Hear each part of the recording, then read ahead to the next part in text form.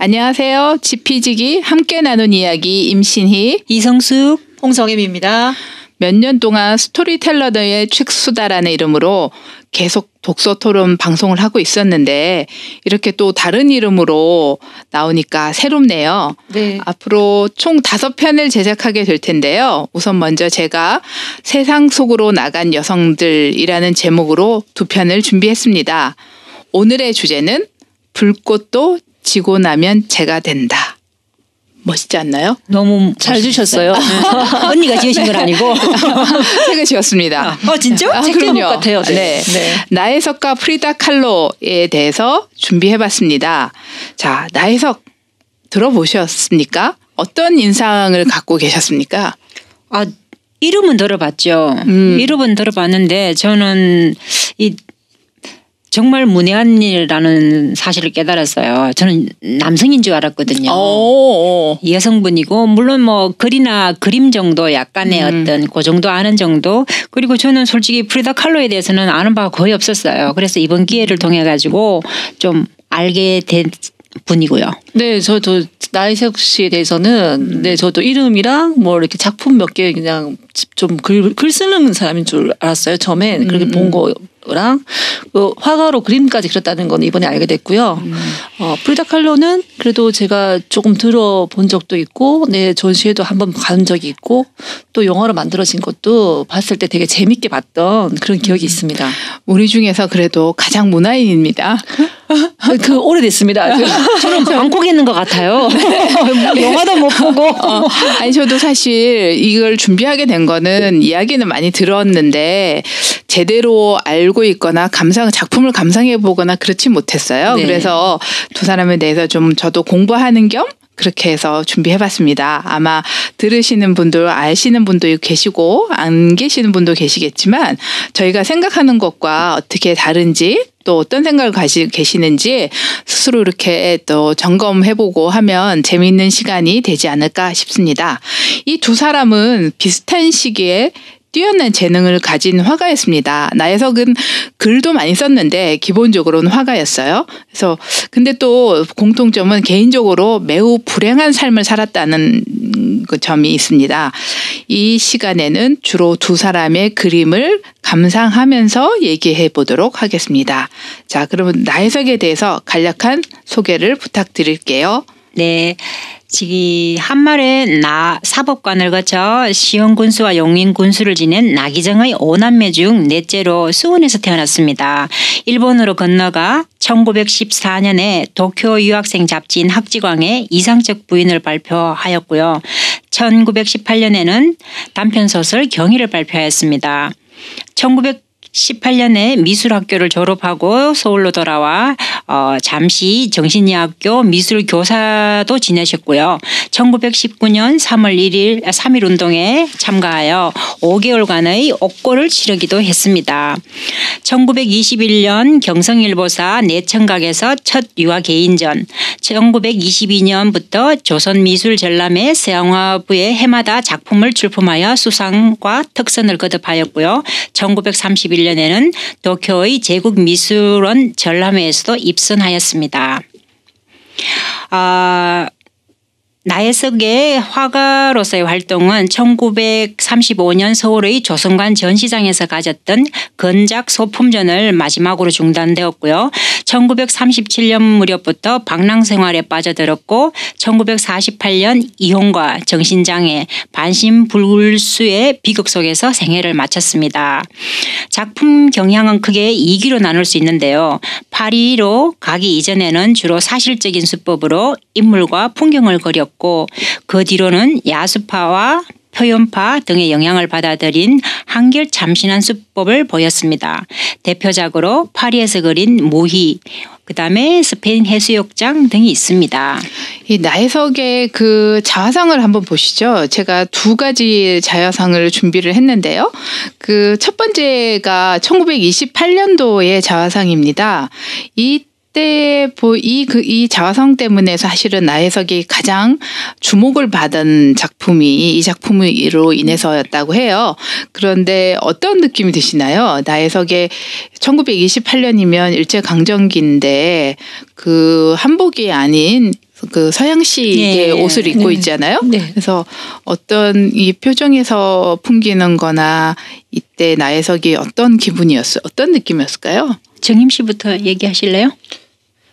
나혜석이 여기 그림을 보면 지금 두 가지 자화상이 있는데요. 그러니까 28년에 처음에 그랬던 저기 자화상은 굉장히 그 개인의 어떤 그런 뭐 이루어지지 못한 어떤 열망 그런 고뇌가 있는 어떤 그런 자화상의 그림이었다면 이 아래에 있는 1933년도의 이 그림 자화상은 좀 더 뭔가 편안해 보이면서 뭔가 자기의 어떤 의지가 드러나는 그런 자화상으로 그 시대에 어떻게 이렇게 표현을 했을까 싶을 만큼 되게 뛰어난 작품인 것 같습니다. 이 사실 나혜석이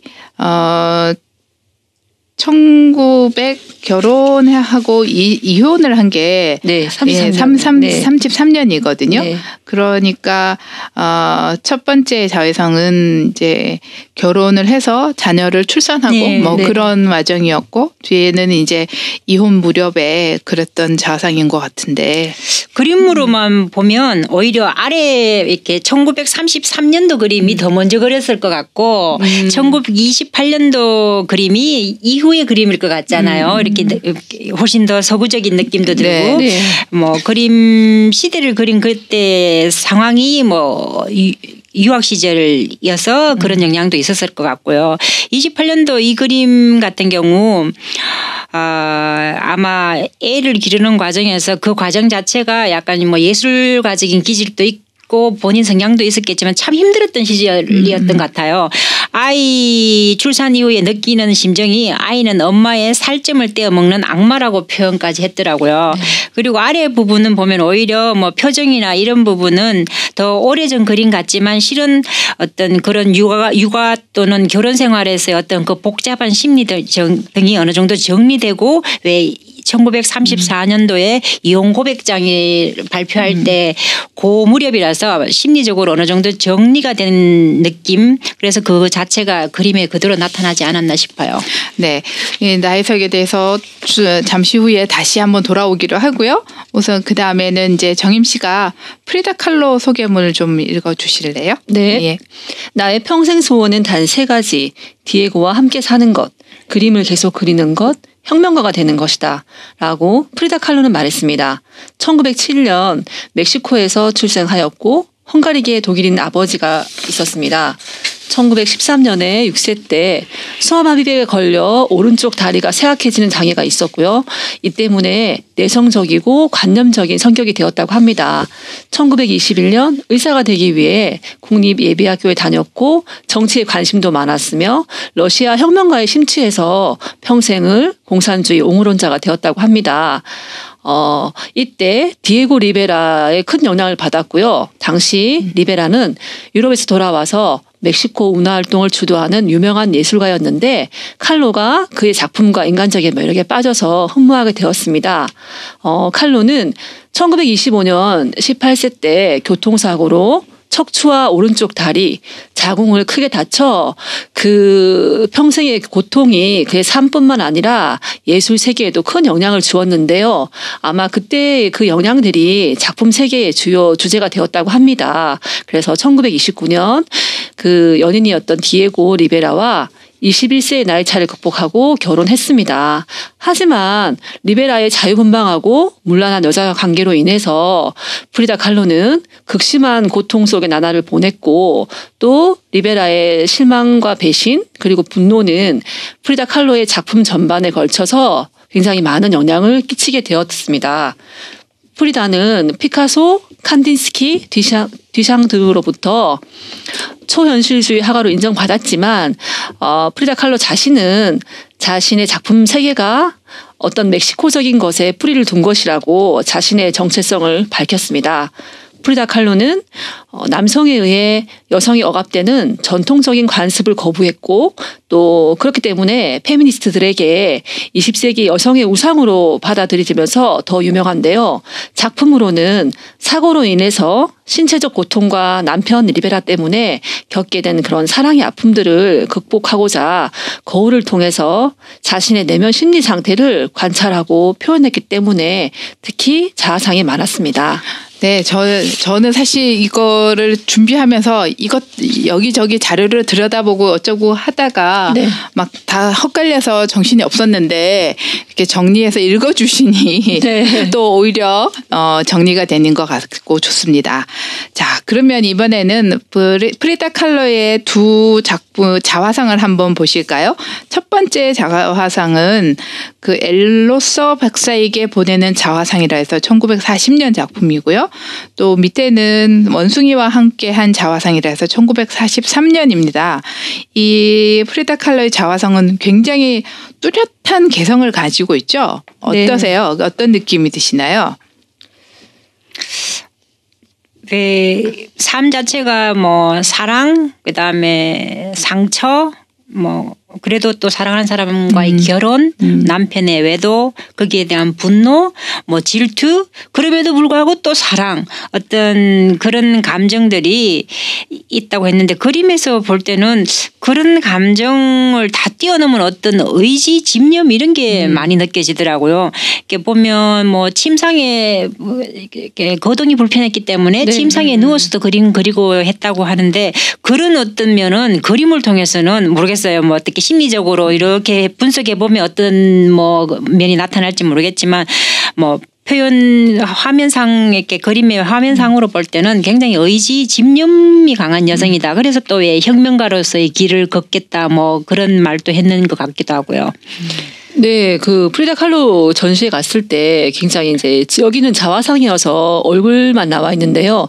그 굉장히 큰 그림의 작품들을 많이 그렸더라고요. 근데 그런 것들을 보면서 그 저 사람이 겪었던 고통의 무게를 이렇게 조금이라도 느낄 수가 있었는데 그 침상에 누워서 오로지 그 고통을 그림으로만 표현할 수 있었잖아요. 그러면서 자기가 그 고통을 예술로 그 한마디로 승화하는 거가 이렇게 승화한다면 이렇게 작품이 나올 수 있겠구나라고 느낄 수 있었던 기억이 있고요. 또 자기는 이렇게 고통받았고 몸을 움직이지 못하는 그런 위험 속에도 있었지만 그렇지만 희망을 얘기하는 그런 희망적인 메시지가 있었던 걸로 기억합니다. 그래서 여기 보는 것처럼 굉장히 굳세게 또 어떤 그 자기의 뜻을 펼치는 그런 화가였던 것 같습니다. 저는 그 프리다 칼로가 그 민족주의적인 그 표현을 굉장히 그림 속에서 많이 했다는 게 굉장히 놀라워요. 사실 헝가리계 독일인 아버지를 두었기 때문에 조금 더 백인 쪽의 성향을 많이 가지고 살 수도 있었는데 그 멕시코 문화에 대한 그 자부심 그런 것들도 굉장히 큰 것 같고 그리고 이렇게 보면 똑같은 자화상이라도 굉장히 많은 자화상이 더라고요.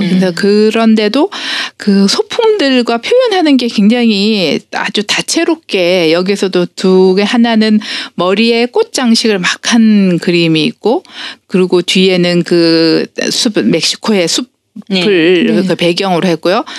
따로 다른 하나의 작품은 원숭이들을 막 이렇게 옆에 원숭이들과 같이 있는 그런 표정을 하면서 표정도 이쪽으로 갔다가 저쪽으로 변했다가 정면이 아닌 그러면서 자신의 그 특징인 그 갈매기 눈썹 이런 것들을 항상 그 염두에 항상 활용하고 그렇게 해서 자기 세계를 굉장히 표현을 열심히 하고 그런 성숙 씨 말처럼 의지적인 그 삶을 살았던 그런 사람이다라는 느낌을 저도 받았습니다. 근데 좀 특이한 거는 프리다 칼로의 작품을 보면요. 그 자기의 고통을 이건 나의 고통이야. 내가 승화해야지. 이게 아니라 나의 고통을 이렇게 그러니까 그림에 펼쳐 보이면서 자기의 고통이 난 이런 고통들이 있었어라고 이렇게 오롯이 보여주는 것 같아요. 그러니까 그런 게 조금 그것을 그냥 억지로 승화한다는 느낌보다 그걸 그냥 다 표현해 보인다는 거죠. 표현해 보임으로써 다른 사람들도 이 정도 고통의 무게가 됐었구나라고 고통을 객관적으로 주체로 이렇게 우리가 들여다볼 수 있는 이렇게 사실 쉽사리 어떤 아주 큰 고통이 있을 때 그 고통 보통은 쉽사리 극복했다고 얘기하는 건 좀 위험한 것 같아요. 네. 네, 그래서 찾아보니까 프리다 kahlo의 그림으로 심리 치료를 굉장히 많이 했다고 그래요. 네. 그래서 그런 원인이 이유가 있을 수도 있겠구나 이런 생각이 들었는데 그런 생각이 떠올라요. 네. 방금 말씀하시니까 자화상이잖아요. 네. 자기가 자기 모습을 그리는 거잖아요. 네. 그럼 당연히 자기의 어떤 모습뿐만 아니라 내면이나 이런 걸 굉장히 객관화시켜가 볼 수 있는 하나의 방편. 그러면서 자기 심리가 안정되는 네. 어떤 그래서 그런 그림을 그릴 때 그 느낌이 심리 치료에도 이용될 수 있지 않나 하는 그런 생각이 드네요. 네, 그러게요.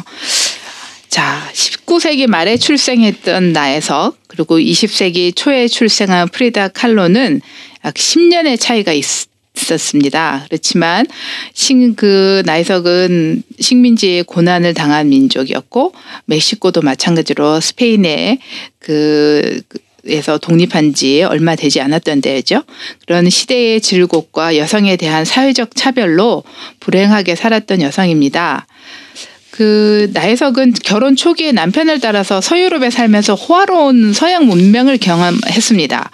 그 생활이 예술적으로는 분명히 나혜석에게 영감을 주고 화가로서 꽃이 피게 하였지만 개인적으로는 불행의 시초가 되죠. 왜냐하면 그때 최린이라는 사람을 만나서 거기서 연문이 펴져나가게 되는데 그것이 아주 조선 사회에 아주 센세이션을 불러일으켰다고 해요.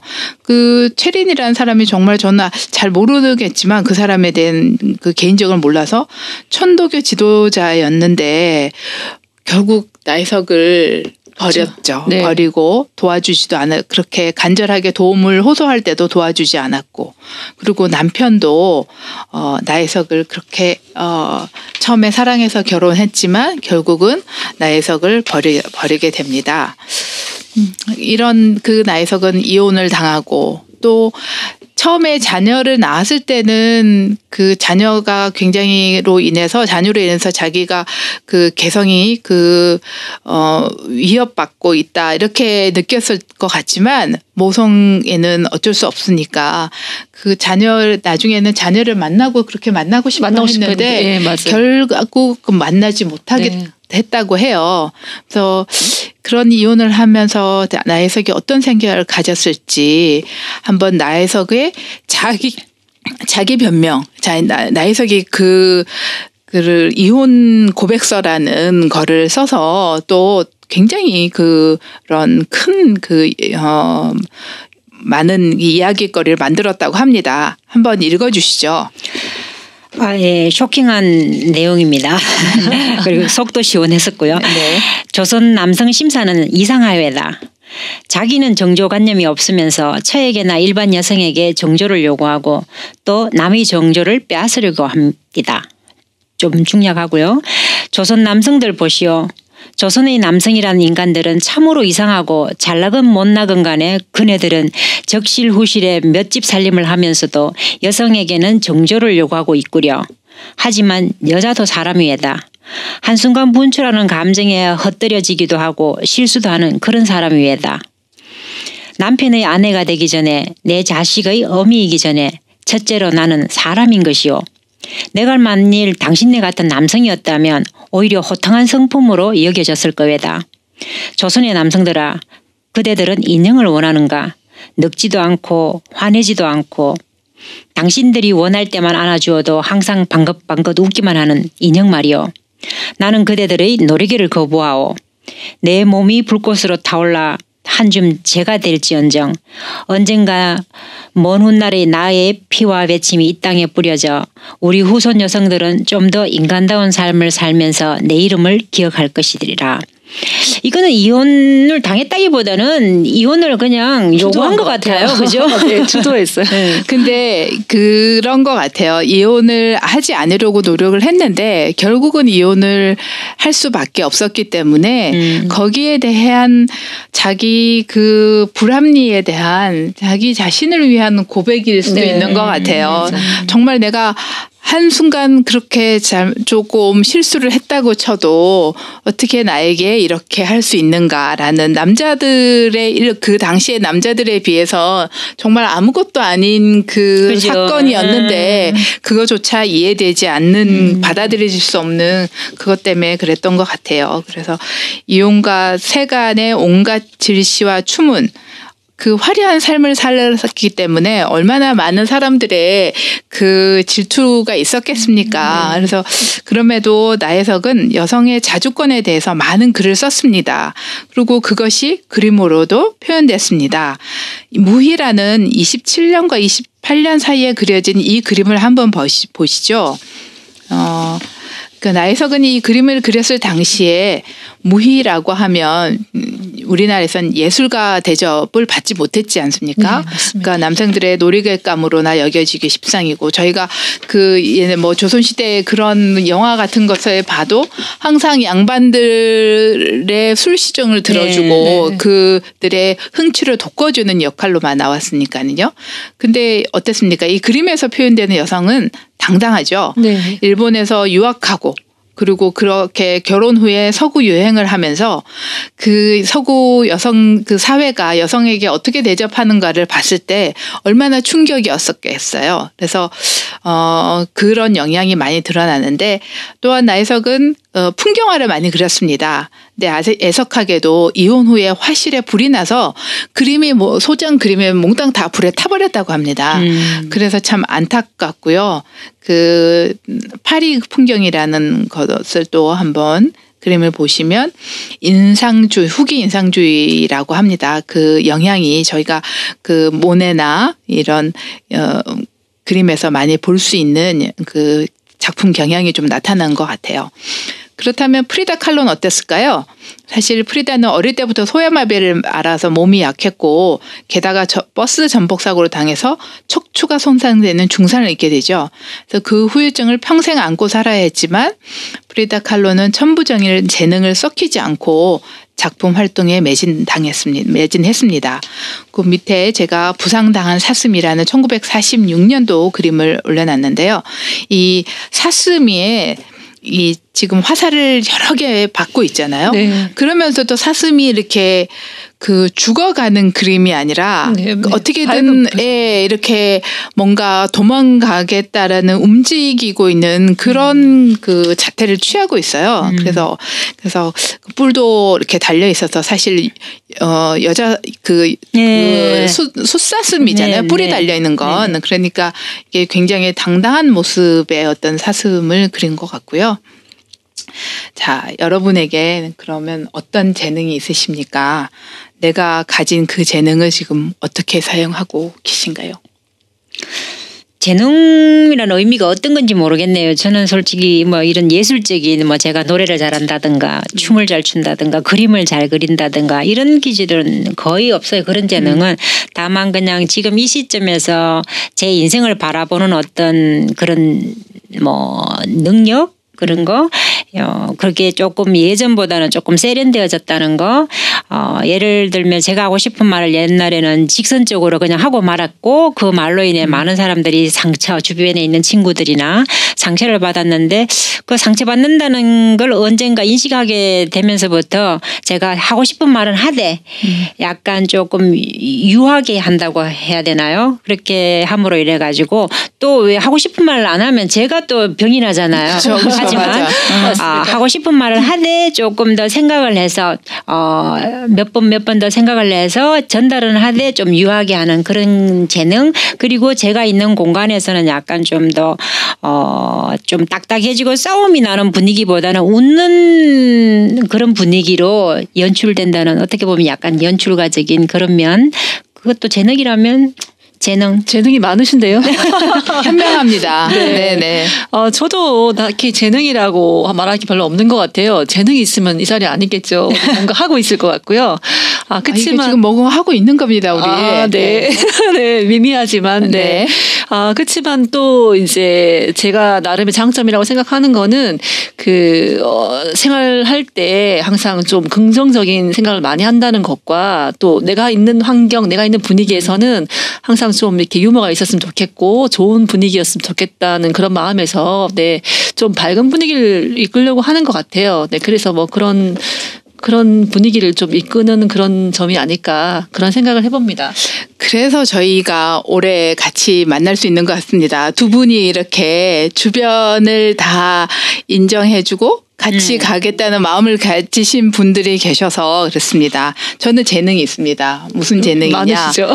다른 재능보다 남의 재능을 인정해주는 재능이 네, 있습니다. 맞습니다. 네, 두 분을 막 부추겨서 뭐 어떻든 뭐든 네. 할 수 있도록 네, 열심히 부추겨 드리겠습니다. 이 자리가 환해지는 것 같아요. 네. 자, 그렇습니다. 오늘은 세상에서 도피하지 않고 자신에게 주어진 삶을 끝까지 살아내기 위해 분투했던 두 여성에 대해서 얘기했습니다. 신은 우리에게 모든 것을 허락하지는 않는 것 같습니다. 큰 재능에는 큰 책임과 도전이 따르는 것이죠. 우리 모두 내게 주어진 재능을 가볍게 쓰는 오늘 하루가 되었기를 바랍니다. 자, 다음 편에는 세상으로 나아간 여성들 2편으로 김대중 대통령의 부인이신 고 이희호 여사와 미국 루즈벨트 대통령의 부인 엘리노 루즈벨트 두 분에 대해서 알아보겠습니다. 함께해 주셔서 감사합니다.